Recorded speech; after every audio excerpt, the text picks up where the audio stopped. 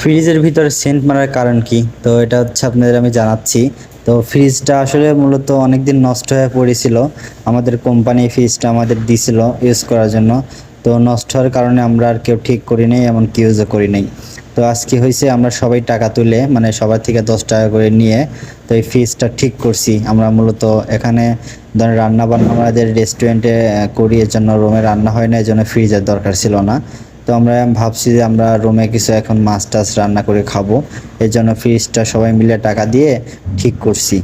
তো ঠিক করার পরে এখন ফ্রিজটা অনেক নোংরা হয়ে রয়েছে, এমন গন্ধ বের হয়েছে ফ্রিজ থেকে, মানে আগে যেসব সামান টামান ছিল সেগুলো পুষিয়ে গেছে ভিতরে।